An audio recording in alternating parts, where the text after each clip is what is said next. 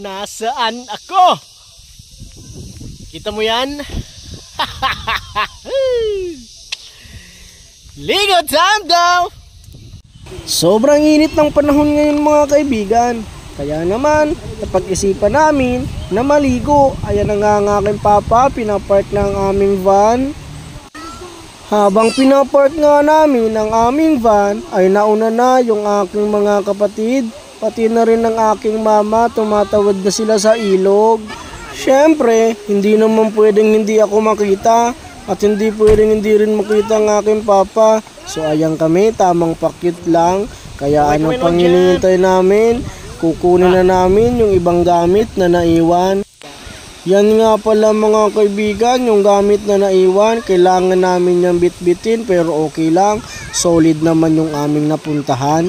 So yan na nga mga kaibigan, oh, naglalakad na kami. Unang apa ko pa lang sa tubig, naramdaman ko na yung lamig.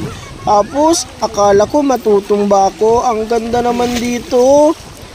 Kasama rin pala namin yung makulit kong pamangkin, ang sipag-sipag naman. Meron din pala kami ditong inarkilang cottage. Sa halagang 300 pesos, may masisilungan ka na. Kita mo naman yan, oh. Punong-puno ng bukid at punong-puno ng kahoy. Yung aming napuntahan, fresh na fresh. Turo pa ako dyan, oh. So may nakita ko dito isang bata. Naliligo. Tignan nyo guys. Sobrang init. Kita mo yun. Ang galing ng batang yun, oh. Bili pa ko nito. Tama. Wow. Ang sarap. Kasama rin pala namin ang aming puyat na kapatid. Tignan mo naman yung matang yan, oh. Matang lawin. So siya ay nagpapahinga dyan mga kaibigan. Ang aking papa naman ay abala sa pagluluto. Tignan nyo dyan yung nangyari dyan sa mantika.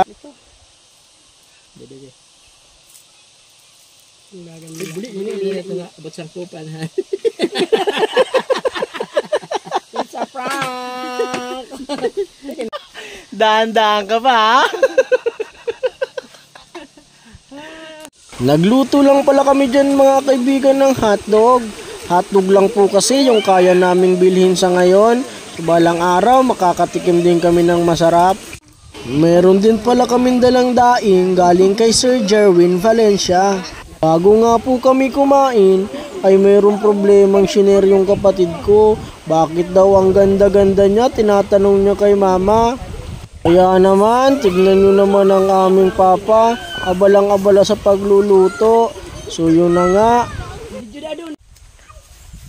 Nga po pala, andito yung dalawang mag-asawa. Ang sweet-sweet nila, kala naman namin hindi nag-aaway. Sa mga oras nga pong ito, ay napag-desisyon na namin na maligo na. Sapagkat sobra na po ang init na nararamdaman namin. Tignan nyo naman ako dyan, oh. Para akong bata, gustong gusto talagang maligo. Yee! Si Wams na. Yo! What's up guys? So sige po.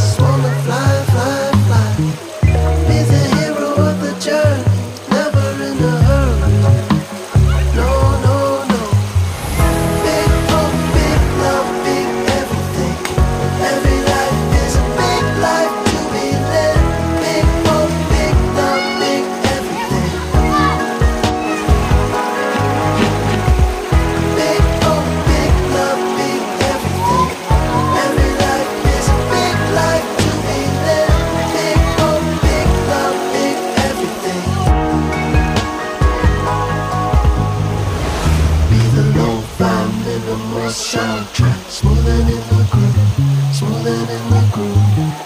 Be the lo-fi minimal soundtrack. Be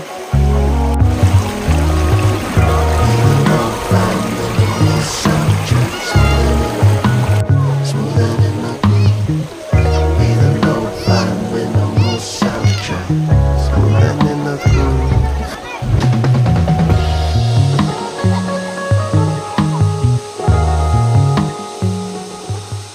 Yo! So, naandito na nga po kami dito sa ilog. Ang pangalan pala ng ilog na to ay Panikwan.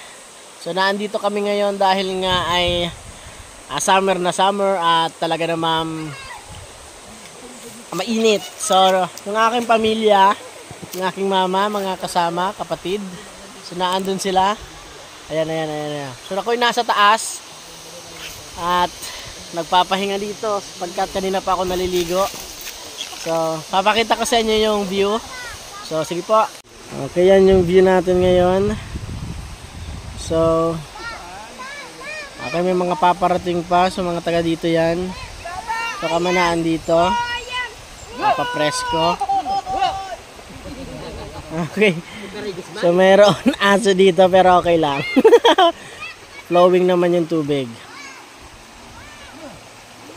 Yung mga nakapayong sila, yun si mama. Okay. Big love